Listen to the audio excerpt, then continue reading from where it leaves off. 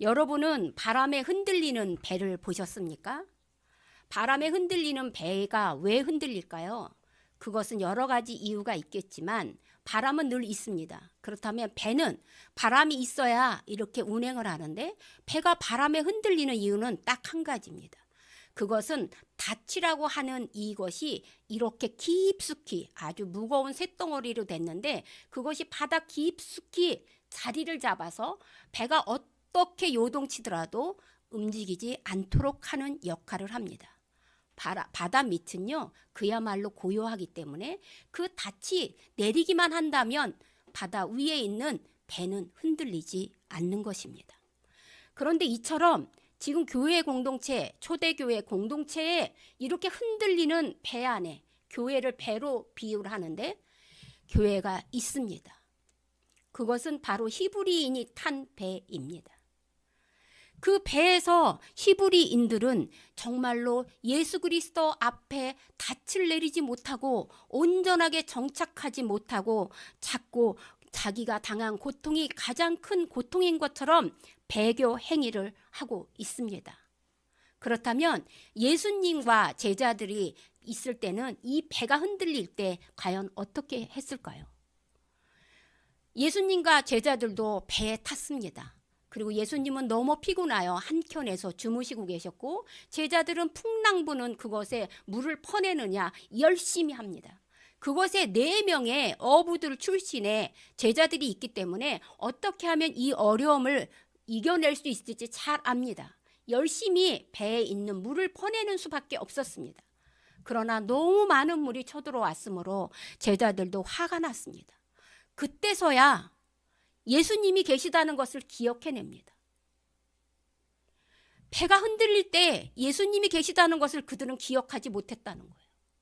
자기가 열심히 해보려고 하다가 안 되니까 그때서야 뱃머리에서 주무시고 계신 예수를 보고 화가 치밀었습니다. 어찌하여 우리를 돌보지 않고 주무시고 계시냐고 원망했습니다. 그때 예수님께서는 그들에게 아무 말씀도 하지 않으시면서 바람과 파도를 잠잠케 하여 주셨습니다. 이처럼 그냥 예수님을 기억하고 예수님을 찾으면 될 텐데 초대교회 성도들은 그렇게 하지 않았다는 것입니다. 그저 어떻게 하든지 내가 탄 배가 흔들리니 안 흔들리는 배로 갈아타기에 급급했습니다. 그러므로 히브리서의 배경은 유대교에서 그리스도교로 넘어왔던 정말 했던 그 종교를 바꿨던 그들이 환난과 어려움이 닥치자 곧바로 다시 자기네들이 예전에 믿었던 유대교로 돌아가는 모습을 보고 히브리 기자가 안타까워서 오늘 이렇게 설명하고 있는 것입니다. 그렇다면 그토록 이들이 빠르게 배를 탄 이유는 뭘까요? 빠르게 배를 갈아탄 이유는 뭘까요? 교회 초대교회란 예수 그리스도의 함에서 다시 갈아타고 야훼의 하나님 율법으로 갈아탄 이유가 뭘까요? 그것은 바로 믿음이 없다는 겁니다. 소망이 없다는 겁니다. 하나님이 하신 약속을 믿지 못했다는 겁니다. 여러분은 지금 무엇을 믿고 계십니까? 우리는 신약과 구약을 믿는 거예요. 여러분 잘 아십시오. 우리가 무엇을 믿고 있는지 정확성을 가지셔야 돼. 구약은 뭐예요? 옛날 약속이에요. 신약은 뭐예요? 새로운 약속이에요. 옛날 약속은 누구하고 맺었어요? 아브라함하고 맺었어요. 새로운 약속은 누구하고 맺었어요? 예수 그리스도와 맺은 거예요. 그러므로 우리는 신약과 구약을 다 골고루 잘 먹어야 돼요. 편식하면 건강한 교인이 되지 않습니다. 저는 우리 포도원지기 교회 교인들을 굉장히 자랑합니다. 그리고 세례만 받으면 다 대표 기도를 시킵니다. 신앙이 성장한 것을 그 기도 소리에서 증명하기 때문입니다. 그런데 이들은 그렇지 않았습니다. 예수님 하나님의 언약, 아브라함과 맺었던 언약, 아브라함을 믿음의 조상이라고 믿고 있으면서도 정말 하나님과 맺었던 언약은 기억조차 하지 않고 있습니다. 그래서 그러면 목사님 어떻게 히브리서를 보면서 그렇게 단정을 하십니까? 저는 확실하게 얘기할 수 있습니다. 지금까지 읽었던 1장에서 5장까지 이 히브리인들이 예수 그리스도 하나님이신 또 다른 성자 예수를 이렇게 비유하고 있었습니다. 천사보다 못한 사람, 율법을 받은 모세보다 못한 사람, 아론의 후예로 자란 대제사장보다 못한 사람이라고 판단하고 있기 때문에 흔들렸던 겁니다.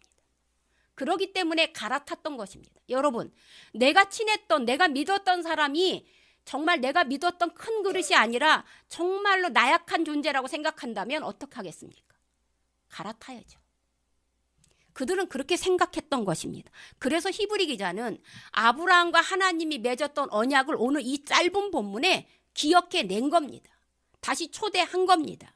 여러분, 성경 여러분 많이 읽으셨죠? 성경에 아브라함과의 그런 약속은 창세기에 모두 나옵니다. 창세기 12장에는 갈대아 우르에서 가장 잘 살고 있는 그를 본토 친척 아비집을 떠나 내가 지시할 땅으로 가라고 했습니다. 지시할 땅, 이게 복입니다. 그러자 그때 나이가 75세고 창조주 하나님이 피조물인 이 사람과 구두 언약을 맺은 겁니다. 이건 있을 수 없는 얘기입니다. 근데 아브라함은 그것을 믿고 자기의 친척 아버지 집을 떠났습니다. 정말 자랑스럽습니다. 두 번째 언약을 맺은 것은 15장입니다. 그러나 하나님을 믿고 하나님께서 보내셔서 왔지만 그에게 어려움이 없는 게 아닙니다. 떠나자마자 기근이 닥쳐왔습니다. 그래서 먹고 살 일이 막막했습니다. 그래서 그가 생각한 건 기도가 아닌 자기의 생각이었습니다. 그래서 애굽에 내려가 자기 부인을 속이고 자기 부인을 동생이라고 팔아먹었습니다. 그리고 나서 부자가 되었습니다. 그리고 조카 롯, 하갈이 자기 동생 하란이 낳은 조카 롯을 자기 양자 삼으려고 했습니다. 근데 그의 종과 자신의 종이 싸우는 걸 보고 그도 떠나보냈습니다. 이제 그의 곁에 남아있는 건 다메섹 사람 종 엘리에셀 한 사람뿐이었습니다. 그때 15장에 하나님이 또 나타나셨습니다. 그때가 바로 하란을 떠난 지 여러분 10년 후입니다. 여러분 생각해 보십시오. 누군가가 약속을 맺었는데 10년 후에도 그것이 이루어지지 않았다면 그분을 믿을 수 있습니까? 그래서 이렇게 얘기했습니다. 하나님이 나타나셔서 아브라함아 아브라함아 내가 너의 상급이다 그랬어요. 안 믿어졌습니다. 그래서 이렇게 얘기했습니다. 증명해 보시라고. 내가 10년 전에 아브라함이 아닙니다. 내 10년 전에는 그냥 믿음 가지고 떠났지만 지금 10년 동안 나는 겪은 게 어려운 일만 있습니다. 그러니까 증명해 보이십시오. 근데 하나님이 아무 말씀도 안 하시고 그를 밖으로 끌어냅니다. 여러분, 저 문산에 와서 놀라운 점이 하나 있습니다. 뭐가 많아요? 별이 많다는 거예요. 서울에서 발견하지 못했어요. 별이 많다는데 그때 당시에 별이 얼마나 많았겠습니까? 하늘을 쳐다보고 별을 세어보아라. 양 한 마리, 양 두 마리, 양 세 마리. 자, 별을 세어다 보니까 잠이 들어버리고 셀 수가 없습니다. 그때 아브라함은 이렇게 얘기합니다. 셀 수가 없이 많습니다. 그래? 내가 너에게 자손을 저 별과 같이 수많은 복이 되게 할 것이다 라고 약속합니다. 근데 아브라함은 믿을 수가 없어요. 증거를 보여주세요. 그래서 하나님께서는 그때 당시 맺었던 계약법 무슨 거예요? 햇불 언약. 햇불을 해가지고 지지면서 동물을 지지면서 나가는 햇불 언약을 해주시면서 내가 너를 반드시 그렇게 해줄 거라고 약속해 줬습니다. 근데 문제는 뭔지 아십니까? 아브라함이 그것을 믿고 갔으면 됐을 텐데 아브라함이 그것을 증거해달라고 이야기하니까 너의 자손이 별과 같이 많기는 많대. 400년 동안 이방인을 섬기다가 그곳에서 많은 재물을 가지고 나올 거라는 예언을 해주셨습니다. 그러나 너는 복의 근원이 돼서 평안히 죽을 거라는 예언도 15장에 해주신 거예요. 이게 두 번째 약속입니다. 세 번째 약속은 창세기 17장에 나옵니다. 세월은 어느덧 흘러 이렇게 가나안 갈대아 우르에서 나온 지 24년이 지났어요. 아까 햇불 언약 후 14년이 또 지난 거예요. 그런데 아브라함에게는 많은 변화가 있었습니다. 그것은 아내 사레의 몸에서 아들이 난 것이 아니라 아내의 여종 하갈의 몸에서 첫 번째 그토록 원하는 아들을 낳은 것입니다. 그 이스마엘을 낳고 그가 자라는 것을 13세까지 보니까 너무 기뻤습니다. 그래서 하나님과의 언약을 잊어버렸습니다. 첫 번째 언약은 고통 가운데 잊어버리고 두 번째 언약은 좋아서 잊어버리고 근데 그때 하나님께서 또 나타나셨습니다. 그러면서 이름을 개명시켰습니다. 아브람에서 아브라함, 사레에서 사라, 열국의 아비와 열국의 어미로 이름을 개명시켜주면서 또다시 얘기합니다. 그러면서 너희가 약속을 했으니 할례로 남자들의 포피를 베어서 하나님께 바치는 할례 언약을 시켜줍니다. 그러면서 아니 그냥 이스마엘이나 잘 살게 해주세요. 나 애 필요 없습니다. 이제 하나 낳는데요 뭐. 아니 열국의 어미에게서 난 자가 너 태에서 난 자야. 내가 축복해 줄 사람은 이삭과 맺은 언약이지 저 이스마엘이 아니야 라고 하는 거예요. 그때 아브라함이 어떻게 했습니까? 웃었습니다. 그 웃음은 기쁨의 웃음입니까? 비웃음의 웃음입니까? 비웃음입니다. 이삭이라는 뜻은 웃음입니다. 그가 태어남으로 해서 행복해서 웃기도 했지만 부모님이 다 믿지 않아서 비웃었기 때문에 두 웃음이 거기에 들어가 있는 겁니다. 그렇게 했을 때 아브라함이 그 말씀을 믿고 어떻게 했냐면 바로 자기 이스마엘과 자기가 할례를 하면서 하나님의 언약을 증표 삼았습니다. 그렇다고 해서 이 세 가지의 언약을 이 아브라함이 완전히 믿어서 신앙인으로 경지에 올랐을까요? 아닙니다. 신앙의 경지로 올라서 아까 우리 반주자가 미루가 너무 기도를 잘해서 설교를 안 해도 돼요. 저는 그렇게 생각하거든요. 성경 통독을 통해서 이런 것을 깨닫고 그런 것을 하나님 앞에 가고 있는 것 이것 자체가 예배니까. 그런데 자 아브라함을 이렇게 인정하는 거 하나님께서 미루를 인정한 것처럼 지금 아브라함을 인정받은 게 22장에 나온 거예요. 아니 그렇게 100살에 줬으면 되지 이제 그때는 언제냐? 아브라함의 나이가 110살이 넘어갈 때입니다. 그러므로 이제 34년 이후예요. 그때 이렇게 얘기합니다. 아브라함아 내가 너 100살에 준 그 독자를 저 번제로 나한테 바치겠니? 번제는 뭐예요? 불에 태워서 아들을 가루를 내서 바치라는 거예요. 여러분에게 그렇게 얘기한다면 절대 할 수 없을 거예요. 저는 제 아들을 그렇게 당해봐서 알아요. 그것조차도 지금 힘든데 어떻게 번제로 바치겠습니까? 사랑하는 아내를, 사랑하는 남편을 바칠 수 있습니까? 근데 아브라함은 어찌된 일인지 3번의 언약에는 다 토를 달고 증거를 보여달라고 했으면서도 이 22장에는 증거를 보여달라는 소리는 하지 않고 즉각적인 순종을 했다는 거예요. 그리고 번제의 땔감을 들고 가는 거예요. 그때 청소년이 된 이삭이 이렇게 물어봅니다. 아버지, 번제에 쓸 나무는 있는데 어린 양은 어디 있어요? 그 얘기를 들은 아브라함은 어땠을까요? 어쨌든 아브라함은 이 이삭을 꽁꽁 묶고 칼로 그의 멱을 따기 시작할 때 하나님께서 급히 부르십니다. 아브라함아, 아브라함아, 너가 나를 이제서야 합니다. 이제서야. 34년이 지났는데 이제서야 나를 사랑한 줄 내가 아니 손을 그쳐라 하면서 준비된 여호와 이레의 양을 준비해 놓고 계십니다. 그때 주신 말씀이 오늘 14절인 거예요. 뭐라 그래요? 이르시되 내가 반드시 너에게 복주고 복주며 너를 번성하게 하고 번성하게 하리라. 이것이 출애굽기 22장 17절에 창세기 22장 17절에 나온 말씀이라는 거예요. 이 말씀을 히브리 기자가 끄집어내는 거예요. 여기서 말한 복이란 뭘까요? 아까 너가 복이 되기 위해서 어떻게 했어요? 갈대아 우르에서 내가 지시할 땅으로 가라는 거예요. 그러니까 복은 뭐예요? 땅이에요. 기업이에요. 그럼 번성은 뭐예요? 번성에는 확실하게 커지는 건데 생물학적 번성이 있고 여러분 경제적 번성이 있고 영적 번성이 있는 거예요. 그러므로 우리가 복을 받은 후에 그 다음이 번성인 거예요. 순위가. 근데 우리는 어떻게 생각해요? 번성한 후에 복을 받기를 원하는 거예요.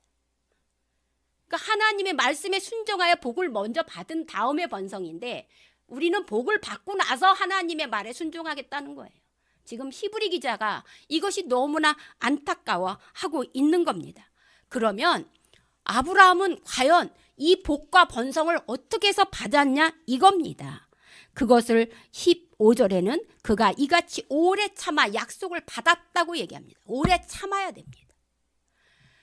75세에 복을 준다 그랬는데 최소가 34년이 지나서야 복의 근원이 돼버린 거예요. 여러분은 어떻게 생각합니까? 하나님께 기도해서 하나님이 복을 준다는 말을 들었는데 그 복이 지금 이루어지고 있습니까?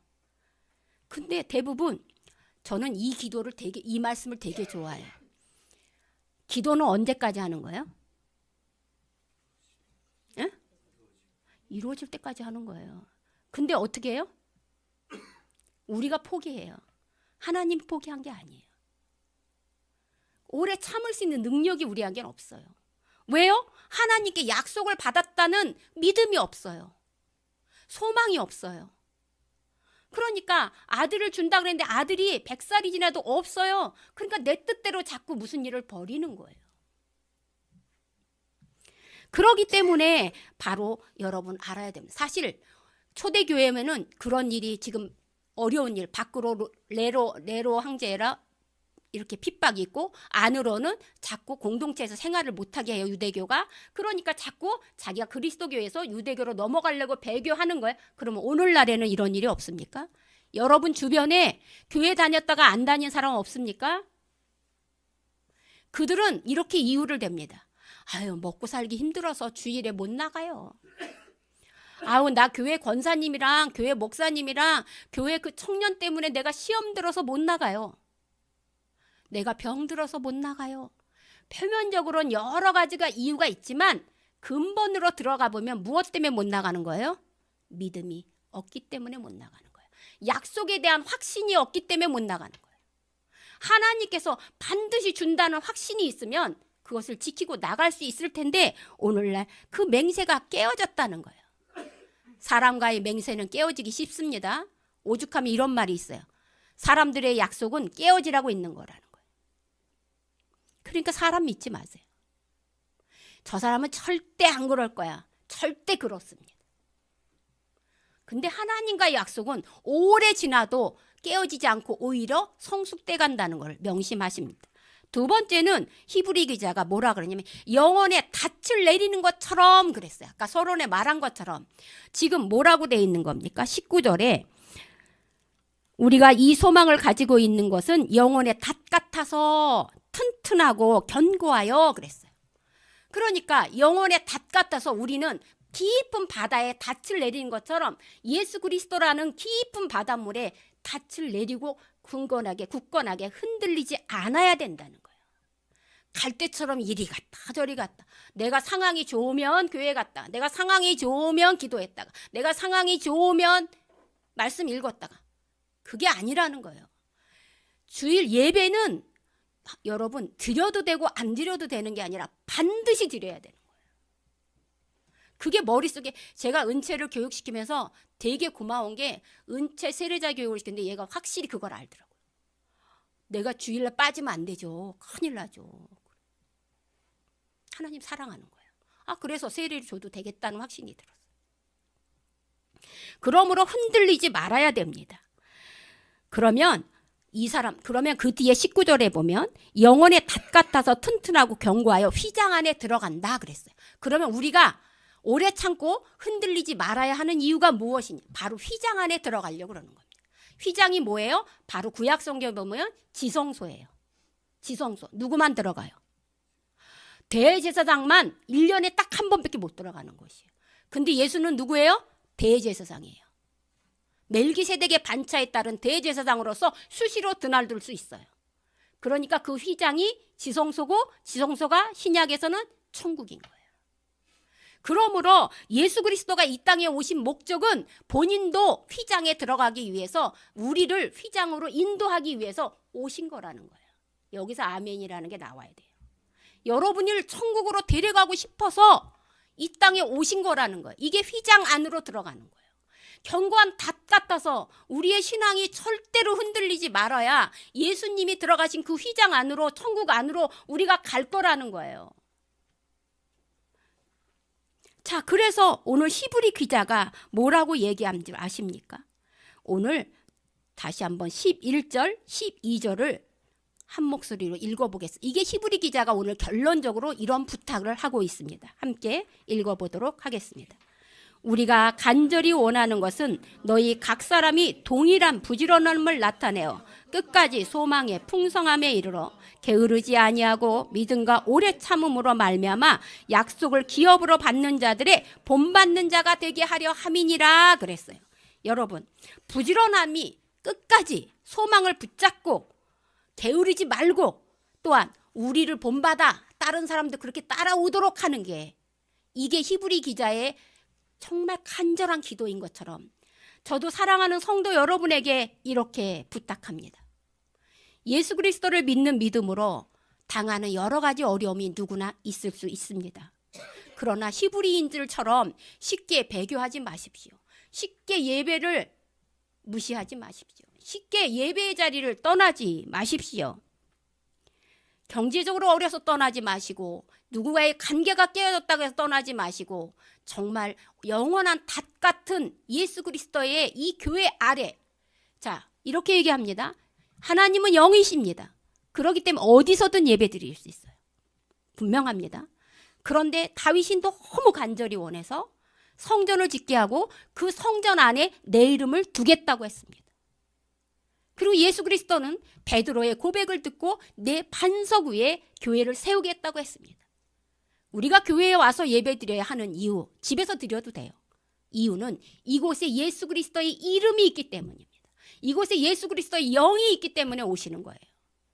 그러므로 사랑하는 성도 여러분, 그러므로 예배를 포기하는 여러분이 되지 마시고 더욱더 오래 참음으로, 흔들리지 않는 믿음으로, 이렇게 아브라함이 헷불 언약과 구두 언약과 할례 언약과 더군다나 하나님께서 복 주고 복 주며라는 말을 축복을 받은 것처럼 우리 포도원지기 교회도 2025년 표어가 무엇입니까? 여러분의 주보를 보시면 2025년 표어가 나오고 있습니다. 한번 같이 읽어보도록 하겠습니다. 대저 여호와의 정의의 하나님이라. 그를 기다리는 자마다 복이 있도다. 제가 이것을 왜 정했습니까? 기다림의 복. 이것이 바로 소망이며 영혼의 닭 같은 우리를 휘장 안으로 불러들이기 위한 기다림의 축복이 우리 모두에게 넘치게 하게 되기를 바랍니다. 그러면 그것을 어찌 믿을 수 있습니까? 사람은 약속을 깨는데 하나님은 약속을 깨지 않을까요? 히브리서 13장 8절에 이렇게 얘기했습니다. 예수 그리스도는 어제나 오늘이나 영원토록 동일하시다. 그러므로 하나님이 우리와 맺은 언약은 어제나 오늘이나 영원토록 동일해서 변하지 않는다는 사실을 깨달아 복주고 복주며 2번 얘기했어요. 번성하고 번성하며 2번 얘기했어요. 거듭 주시는 하나님의 복을 여러분 모두 받아내시기 바랍니다. 기도하겠습니다.